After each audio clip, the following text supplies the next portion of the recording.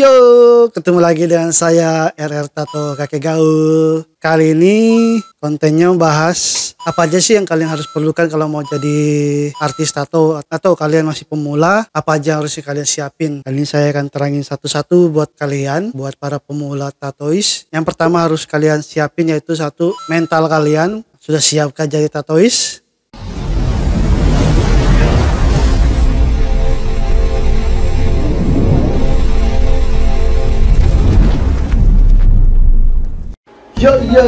Yo buat teman-teman, thank you banget atas support kalian ya. Nah, biar channel Kakek Gaul tetap berjalan dengan baik, jangan lupa ya di subscribe dulu ya. Terus kalau kalian ingin bertanya tentang tato atau apa, kalian bisa komen langsung di bawah sini ya, di bawah video. Oke. Terus kalau kalian suka dengan video saya, dengan channel Kakek Gaul, di like ya. Terus satu lagi, kalau yang lewat nih ada iklan lewat, jangan di skip ya, biar channel Kakek Gaul bisa berkembang dengan baik ya. Siapa tahu ada rezeki banyak, Kakek Gaul bisa bagi-bagi giveaway, bagi-bagi hadiah buat kalian semua. Oke, thank you YouTubers, salam cinta Indonesia, ciao. Yang pertama kali harus kalian siapin yaitu mesin tato. Mesin tato seperti ini ya. Ini mesin tato coil. Coil itu kalau bisa kalian minimal punya 2, terus pasang satu buat liner, ini liner, satu buat shader, bikin garis, dan untuk bikin blocking atau untuk mewarnai pakai ini, atau shading pakai yang mesin shader. Setelah ini kalian harus punya namanya grip. Grip itu buat ini nih ya. Ini buat pegangan. Ini gripnya buat pasang di sini. Nah, seperti ini ntar ya. Seperti ini. Ini buat pegang ntar. Jadi sini tangan kalian megang begini. Oke, setelah grip ini kalian harus ada yang namanya jarum tato. Ini dia jarum tato. Satu papan ini ada 5 jarum. Yang ini buat liner, ini buat shading atau buat blocking. Ukurannya itu macam-macam. Kalau untuk liner mulai 1 RL sampai yang setahu saya itu ada 18 RL. Kalau buat shading itu macam-macam, mulai dari ukuran 3 sampai apa ya, 24 ada 24. Ada yang namanya M1, M2, ada RM, ada M1. Nah, nanti untuk penjelasan ukuran-ukurannya itu ntar saya bikin di konten sendiri ya. Oke, setelah jarum ini ada juga yang namanya, ini buat jarum buat sekali pakai aja. Jadi satu jarum ini buat sekali pakai kalian harus buang. Nah, setelah itu kalian harus, setelah punya jarum itu ada pasangannya lagi, namanya dispositif. Nah, ini namanya dispositif. Dispositif ada buat liner dan buat shading. Oke, ukurannya pun macam-macam seperti kayak jarum tadi. Jadi dia mereka sebenarnya sepasang kekasih. Jarum aja punya pasangan coy, kasihan deh jomblo. Oke, nah pokoknya ini namanya dispositif yang plastik. Kalau saya sih lebih aman yang plastik ini. Kalau ini yang plastik sekali pakai buang. Oke, ada yang stainless juga sih, tapi saya kurang merekomended kalau yang stainless karena dia harus pakai cuci. Kalau kita nggak bisa cuci bersih, nggak steril, itu bahaya ya. Jadi mending sekali pakai. Nah, setelah itu harus ada namanya power supply. Oke, power supply yang seperti ini. Ini handmade buatan anak Indonesia. Nanti saya akan bahas siapa pembuatnya. Oke, jadi dia bikin sendiri. Ini bisa untuk mulai dari 1,5 volt sampai standar ya sekitar 18 volt ya. Ini harus kalian punya power supply. Nah, kalau udah punya power supply harus ada namanya, ini namanya pedal ntar disambung ke power supply.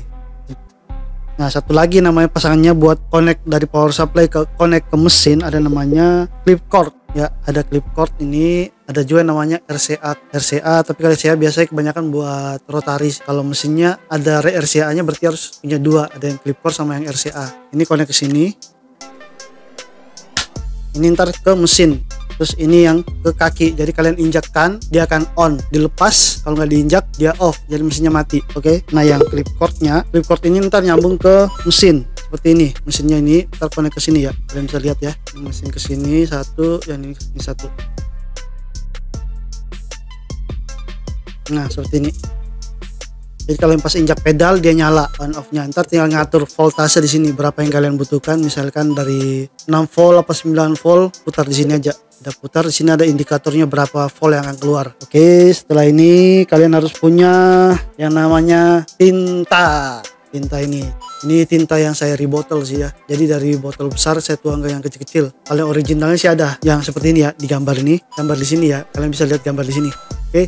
Kalau bisa sih kalian beli yang original aja, karena kalau yang KW-KW itu bisa dipakai tapi nanti lama-kelamaan nggak sampai setahun sih, 5 bulanan pasti akan warnanya akan pudar. Jadi mending beli yang original. Itu bisa pudar, bisa bagus, tergantung dari teknik juga sih. Nggak menjamin kalau kalian bisa beli mesin bagus, tinta yang original, tapi kalian kurang menguasai teknik dan perawatannya, hasilnya pasti akan seperti biasa-biasa aja pudar. Setelah tinta, kalian harus punya namanya ini green soap atau blue soap, di gambar ini ya. Fungsinya buat setelah kalian pas proses tato atau pas setelah selesai tato untuk dicuci pakai sabun ini, sabun green soap atau blue soap. Ini sabun khusus buat tato, buat lebih steril.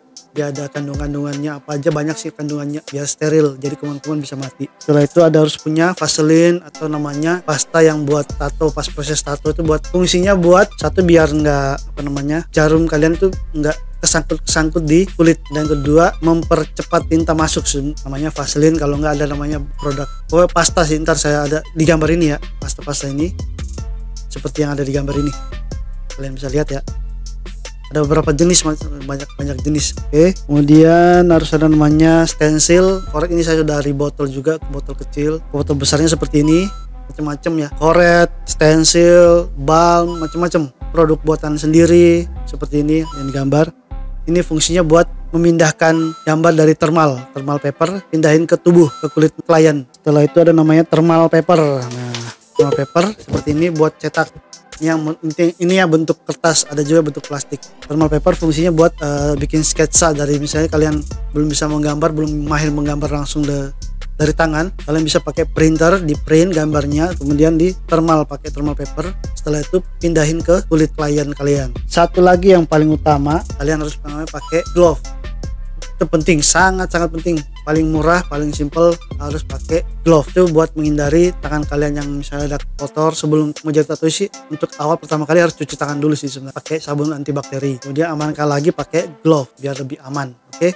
Setelah itu ada lagi namanya air buat cuci tinta yang ada di dispostif ini ya. Harus pakai air ini kalau bisa, sama air steril, beli di apotik ada. Kemudian untuk pembungkusnya, bungkus setelah selesai tato, bagusan pakai repairing film, hanya plastik wrapping. Oke, caranya kalian nonton di konten saya yang sebelumnya. Satu lagi yang harus kalian siapin yaitu namanya ink cup. Ini ink cup yang ukuran paling kecil ya, yang ada di gambar ini ya. Namanya ink cup. Ink cup ini buat tempat tinta, jadi kalian tetesin tinta di sini ke botol kecil-kecil. Oke, itu aja sih yang untuk awal kalian jadi tatois.